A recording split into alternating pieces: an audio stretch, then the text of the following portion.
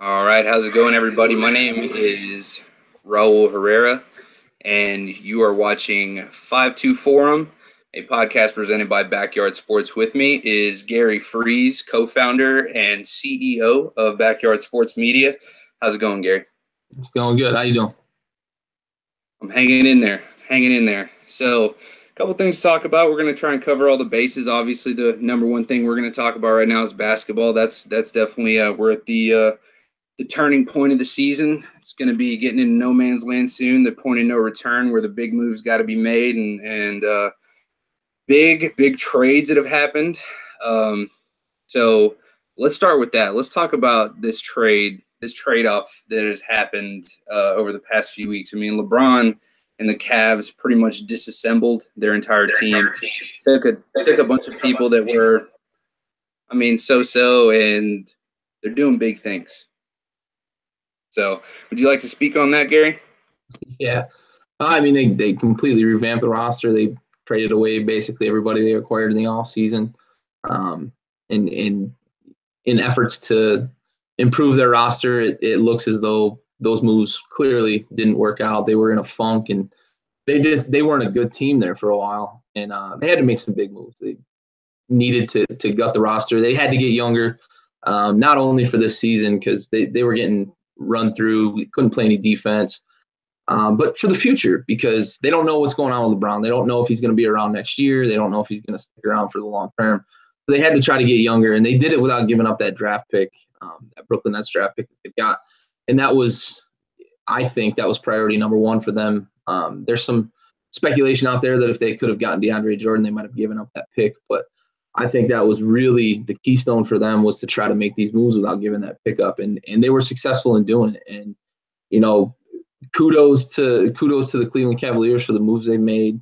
Kobe Altman made some big moves that I don't think anybody really saw him coming. I know that the first one right out the gate, the move with the Lakers really just kind of caught everybody off guard. And then it just was like an avalanche after that. They made move after move on trade deadline day. And we thought they were going to try to move Isaiah Thomas, but I don't think a lot of people saw that coming. The speculation was that they were going to try to get DeAndre Jordan, and it just didn't happen. So I like the moves they made, though. I really do. They got younger. They got more athletic. So I think it's going to be good for them down the stretch.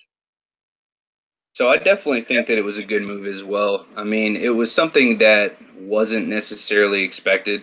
I definitely saw the DeAndre Jordan move possibly happening. I didn't really expect Isaiah Thomas to go, although he was good. I mean, he was definitely a good trade.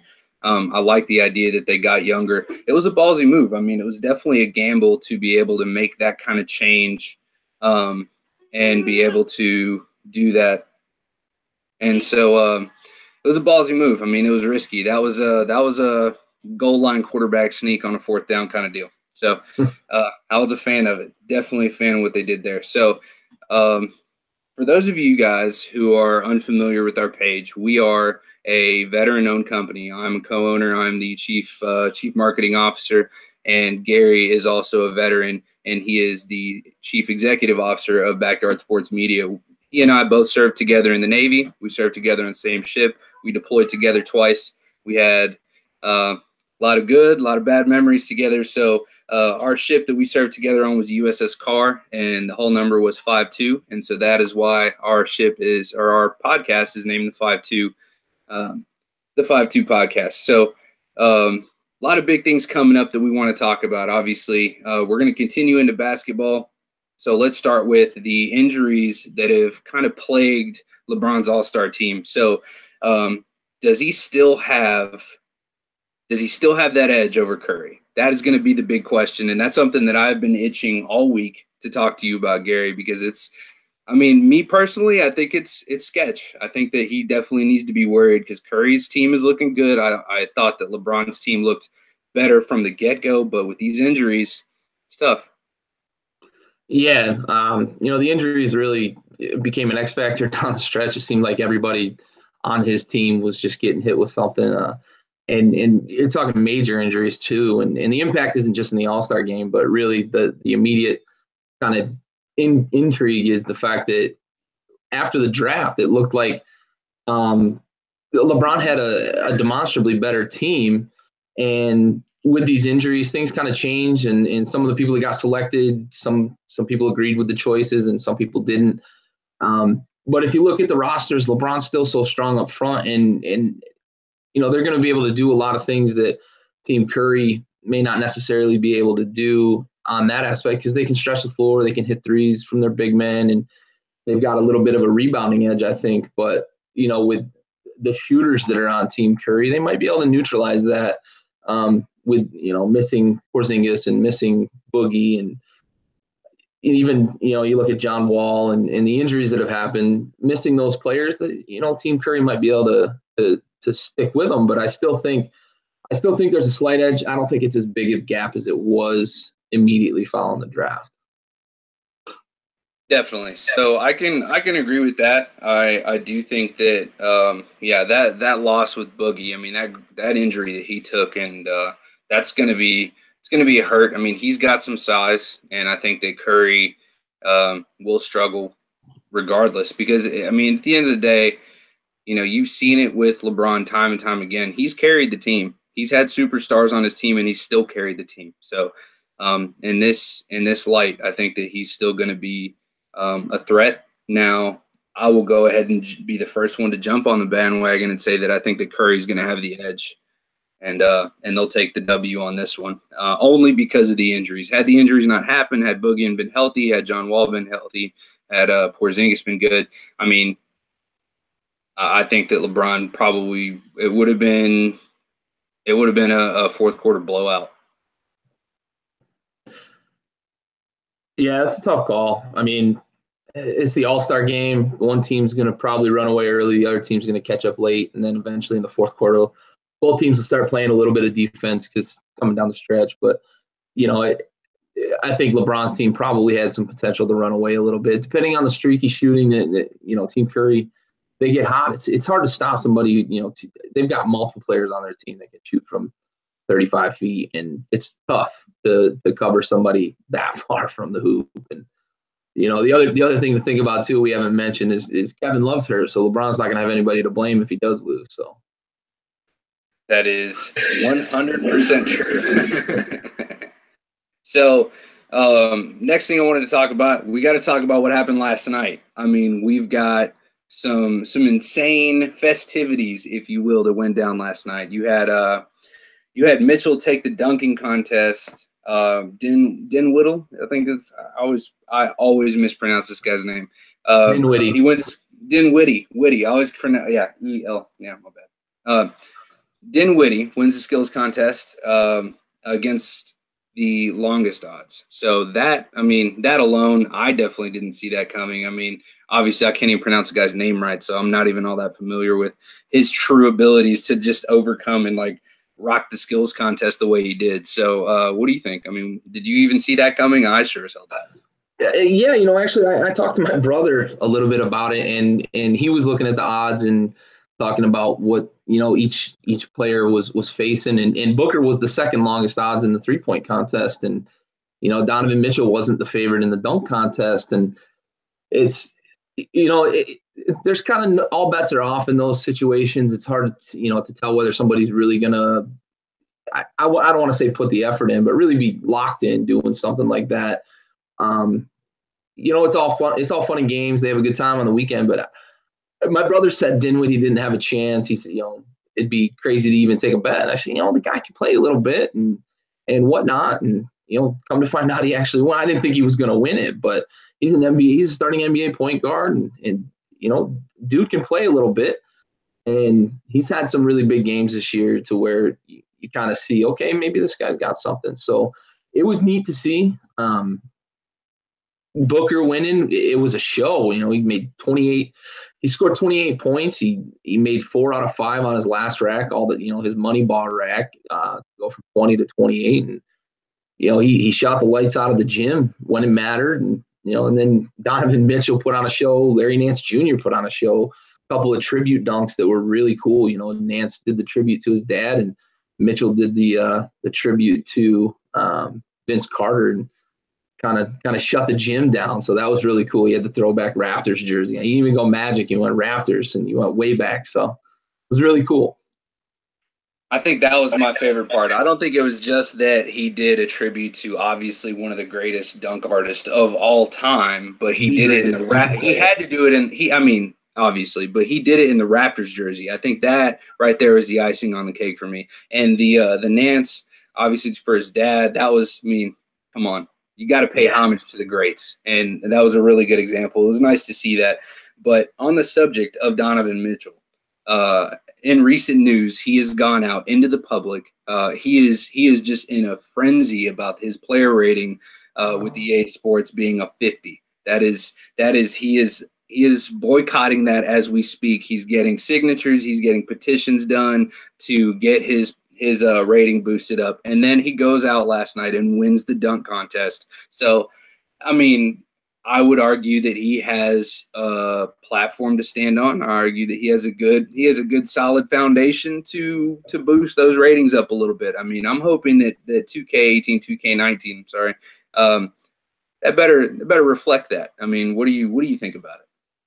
Yeah, it's crazy to watch these athletes, like when Madden ratings come out, when the NBA ratings come out, and they actually go out and they have rookies read their ratings and get their live reaction to it. It's funny sometimes, and you get some guys that they have a little something to say about what their rating is in certain categories and stuff, and it's really cool to see Donovan Mitchell is actually engaging and going out of his way to get signatures on a petition to get his rating raised. And he's got an argument. He certainly has an argument. And, it's one of those things when you're doing video game ratings, if you rate everything high, then you're going to have a rookie who's a 90 who probably, of course, as a rookie, you want him to earn it and whatnot.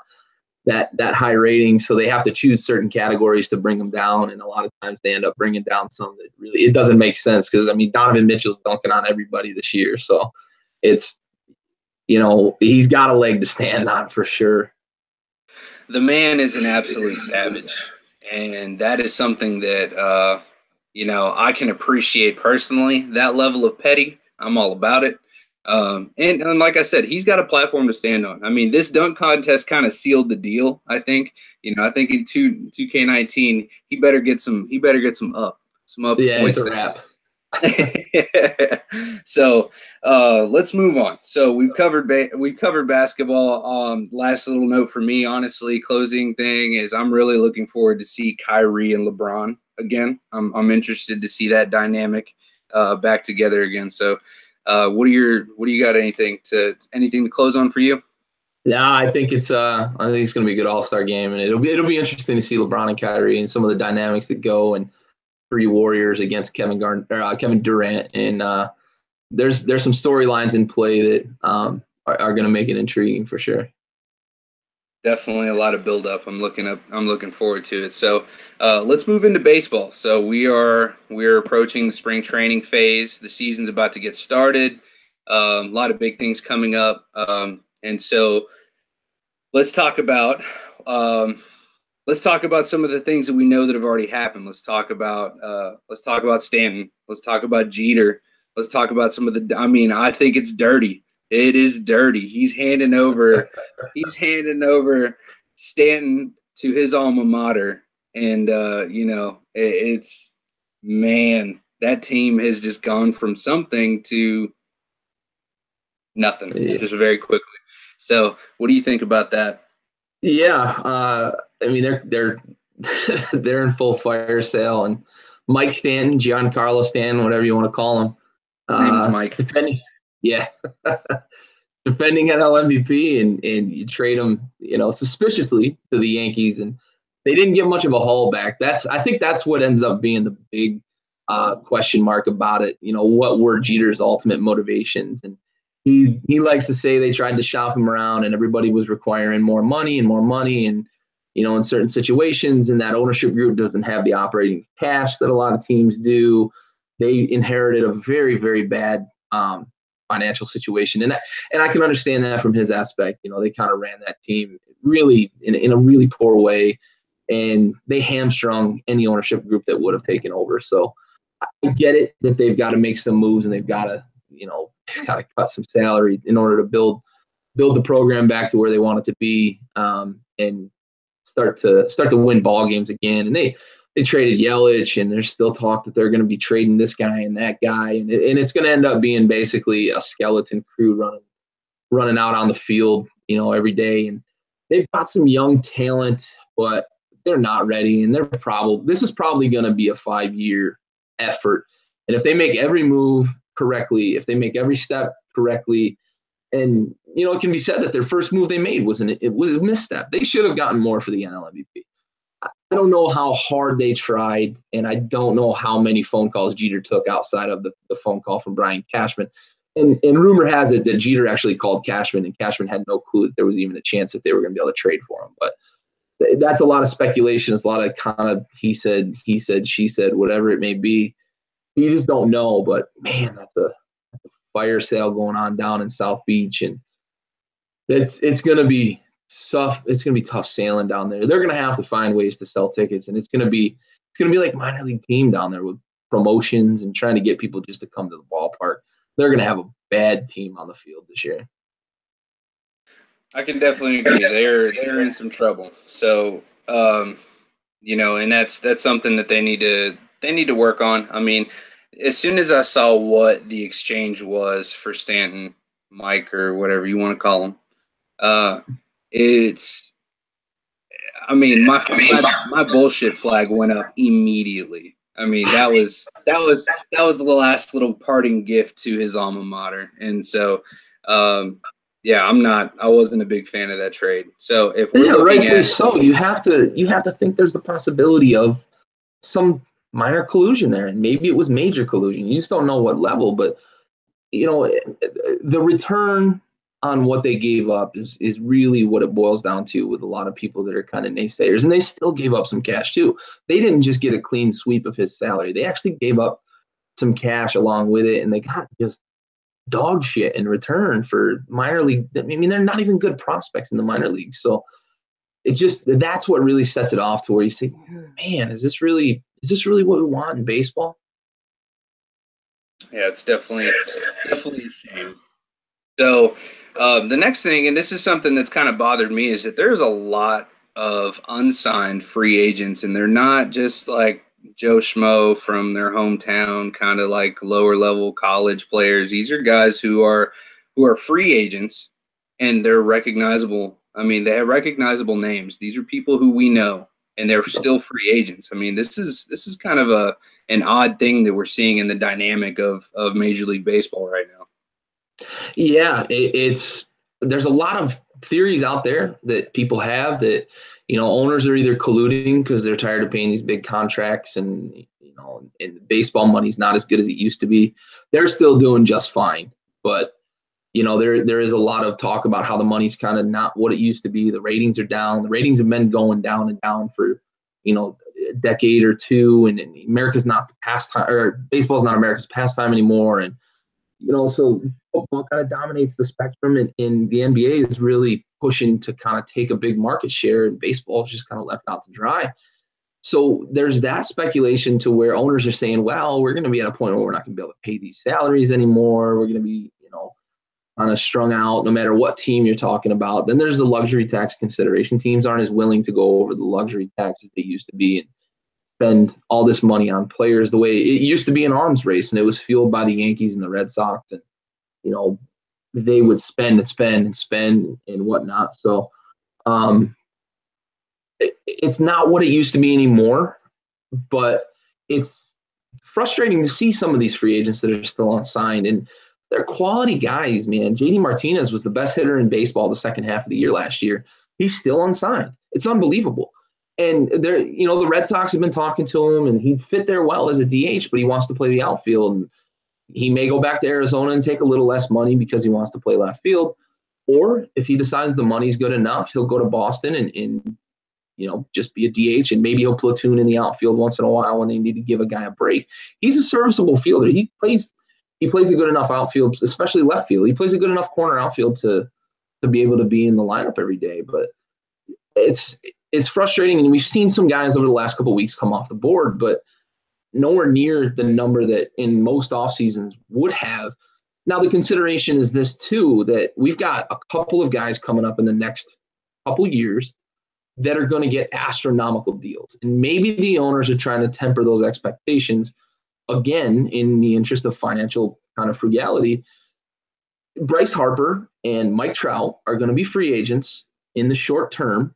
And there have been just ridiculous numbers floated out there. You're talking Harper's been linked to 10 years, $500 million. And Mike Trout's considered the best player, and he probably is the best all-around player in baseball. What's he going to get if Bryce Harper gets $500 million, you know? And what owner is going to be able to pay somebody $50 million a year to play? And, you know, maybe their production does warrant that kind of value, but man, that's an insane number. And these owners might be preparing to kind of temper those expectations.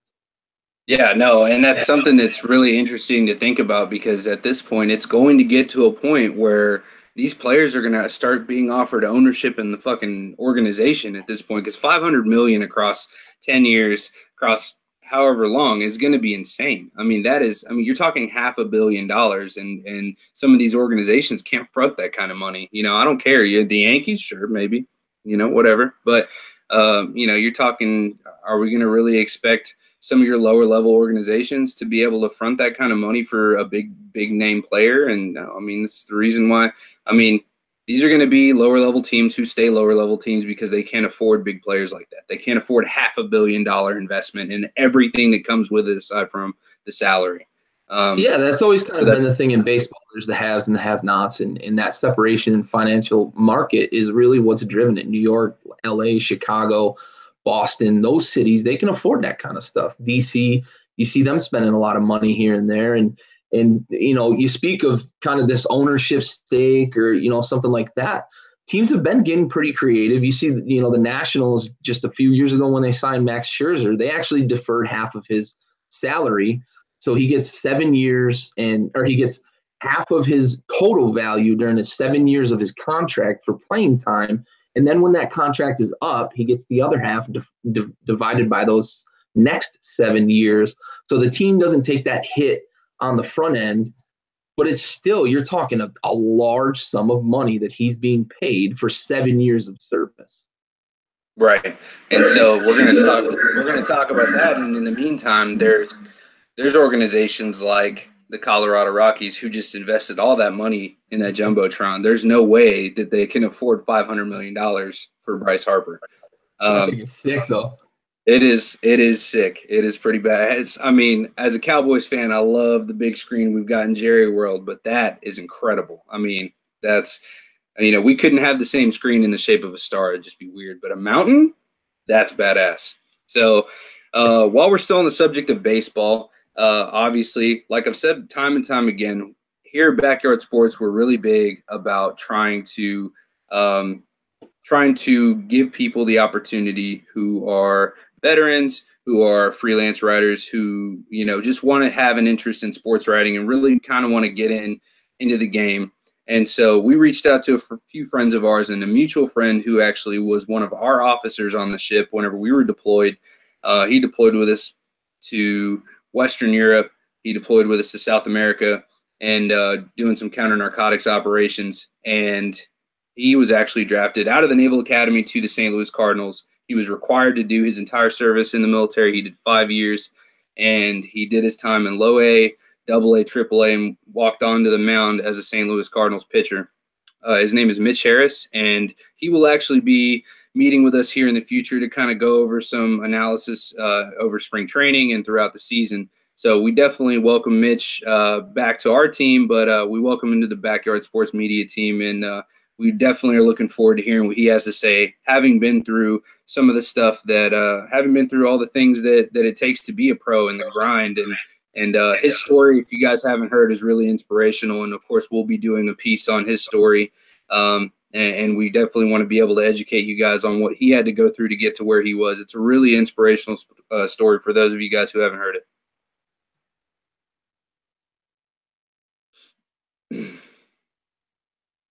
So let's move on to football.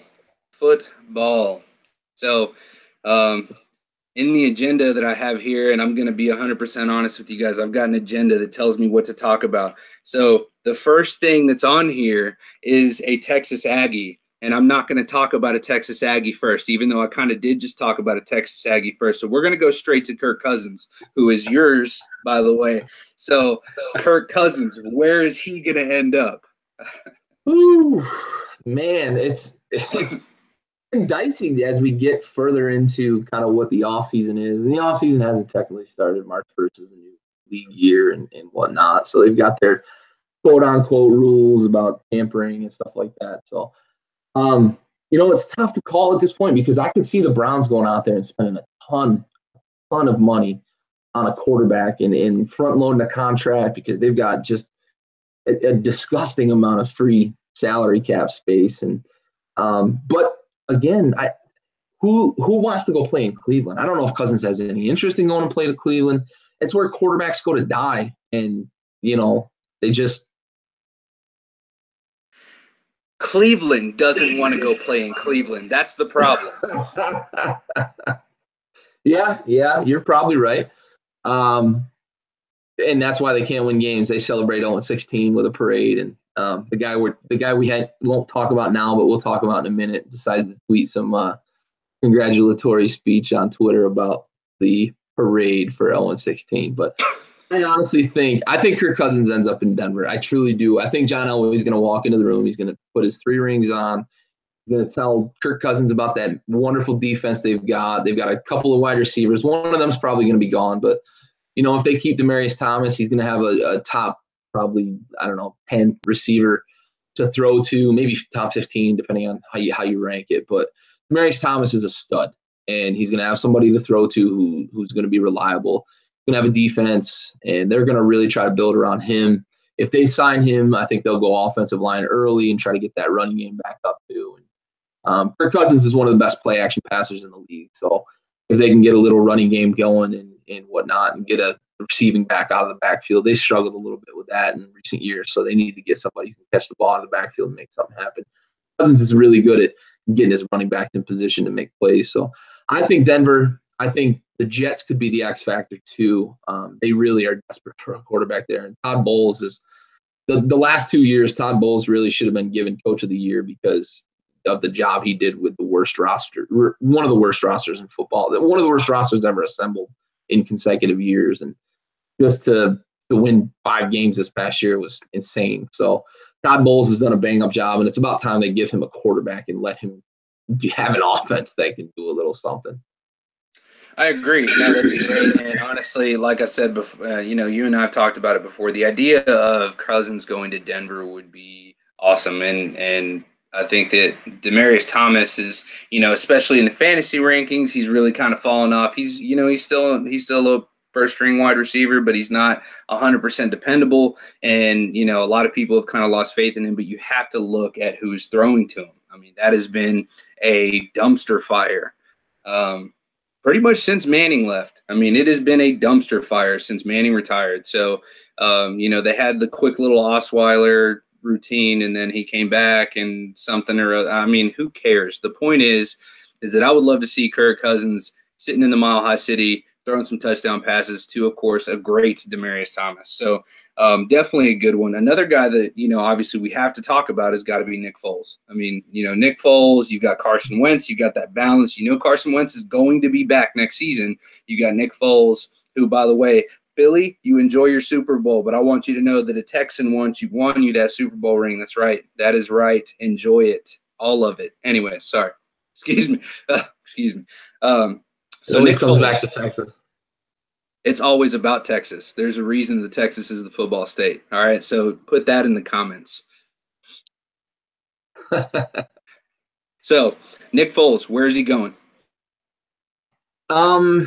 Knee-jerk reaction, stays in Philly. I don't see how they let him get out of town, man. I just don't. Even the only way I see it is if they get a top 5 pick. If they get a top 5 pick in return, I think it's logical that they could let him go. I don't know who's going to give him that, though, honestly, because Foles, man, he had a magical run in those last couple games. Before the NFC Championship game, he was not good. He was not good. They won quite a few games despite Nick Foles down the stretch and in the playoffs. They beat the Falcons despite Nick Foles. So I just don't see a team in the top 5 giving up a pick for Nick Foles, because there were teams that had opportunities to get somebody like Garoppolo, get somebody like Cousins out of Washington, and they didn't pull the trigger, and they were a little more proven. Yeah, Foles has got a Super Bowl, and that's probably going to be the deciding factor. And as I say this, the Cleveland Browns are calling and offering the number 4 pick. But the truth is, I think, honestly, the Eagles have to make every effort they can to keep him because of the way Carson Wentz plays. And we just saw this past week that Wentz said he's not going to change his playing style. So with that being said, I think they have to try to keep him because Carson Wentz plays pretty reckless. He's a big dude. He's a sturdy dude. But we saw what happened. He made a diving attempt at the end zone, left his legs prone, and guess what happened? He tore his ACL and his MCL. It was more of a severe injury than they initially let on. He may not be ready for the start of the season either, so they may not even be able to just say, well, we'll just roll anybody out there to start the season. So, it's one of those things where they probably will trade him. I just don't know. It's going to depend a lot on where Cousins goes, and that's what it's going to end. If Cousins goes to Denver, I think the Jets reach out and probably offer their second-round pick for him. And if that's good enough for Philly, then they probably will take it, and he'll be a Jet next year. Seeing him go to the Jets would be kind of a sigh of relief because, mutually beneficial. I still think Kirk Cousins would be a better fit in Denver, but I also think that Nick Foles Nick Foles is pretty versatile. I feel like he could blend in anywhere because he's got that comfort. He's got that experience. A lot of people underestimated him, especially after he left Philly. He had some trouble kind of recuperating. But again, yeah, I mean, the big concern there with Carson Wentz is, yes, he's great, especially so young. But he takes way too many risks. I mean, we saw it time and time again. We talked about it all season, is that will catch up to him. And unfortunately it did. And it was right before a very crucial moment in the season. So luckily they had someone that stepped up to the plate who happened to know the organization really well. And he happened to know the team. He happened to know the plays. So, and of course, congratulations, Philly. So, all right. So painful. Let's just rip the Band-Aid off. All right. Johnny Football, after being recently diagnosed with being bipolar, and if that is true, obviously I hope he gets all the help that he can, has made an announcement to return to the Canadian Football League. He's also tweeted at Vince McMahon about trying to get into the XFL, which would be entertaining at the least. But he's also made a claim to get back into the NFL in one capacity or another. So to very briefly go over that, and I say briefly, like you got 30 seconds and that's all the attention I want to give him. Let's talk about the spring league that Johnny Manziel, the A&M alum, is talking about going to. 30 seconds and go. I like it. I like it because I was a fan of Johnny Football in college. I thought he was a good player. I thought he had a chance to be good in the NFL. In fact, I still owe a buddy of mine from the Navy a steak dinner. Zach Hayden, if you're watching, I owe you a steak dinner. Manziel flamed out. I thought he was going to be good. He had a lot of intangibles. He had a lot of tangibles. I thought he had a chance, but again, he went to Cleveland, and that's where people go to die. Plus, he couldn't put on the bottle. I like the idea of the spring league period because it gives guys that are maybe fringe roster players that got cut because of money or got cut because of numbers and that sort of stuff. It gives them a chance to go and show a team in live game action, however high quality that game action is. But in game action, it gives them a chance to show a team what they can do. And if Manziel can keep clean, I think his football talent's going to come back, and we may see Manziel on a roster this year if he plays well in this spring league. Spring league is definitely a big deal. I'm a big fan of the spring league, and it's something that again, this is one of those things where the NFL really hasn't had like a solid opportunity for players in the offseason to really kind of make a name for themselves. Not only to the coaches and the organizations, but also the fans. I mean, a lot of people go forgotten. And they don't get heard from again. And it's unfortunate because there's a lot of wasted talent. Johnny Football fell victim to a lot of things. You said it yourself, the bottle, and definitely the organization. I mean, Cleveland is toxic. It is radioactive for anyone with an NFL career. The only person who genuinely wants to go back there is Josh Gordon, and that's because he's, in between drug deals, he wants to play football. So it's definitely something that I think is beneficial. Obviously I wish him the best of luck as a person, as an Aggie. I hope he fails horribly, and that's all I have to say about that. Hook 'em horns, right? Hook 'em horns. Damn right, till the day I die. All right, so I got a question for you. We've got this big fight, this rematch that got just announced recently, GGG Canelo 2. There was a lot of controversy around the first fight. And of course, with boxing, there's the consideration that maybe the controversial decision had a lot to do with interest in a rematch, and that's where the big money is. And Mayweather's been the king of marketing, and this stinks of a move that Mayweather would be able to pull off and make $500 million off of. So what do you think of the fight, and what do you think of the result of the first one? So I will start with the result of the first one. So the first fight, all the buildup is huge. I mean, I thought that this was definitely going to be one of the greatest fights of our generation. You've got Canelo on one side. He's a golden boy. He's working underneath some of the best staff. He's working underneath one of the best promoters, who's also one of the best boxers there ever was. He was coming off of a big win from a no one, and then on top of that, the only person who he had lost to was the greatest boxer of all time for all intents and purposes, as much as that pains me to say. So I definitely had a lot of faith in Canelo. Canelo comes in with a lot of power. He comes in, he definitely brings the speed. Triple G, kind of somewhat unknown for a lot of people who aren't real familiar with boxing. He has an incredible amateur record.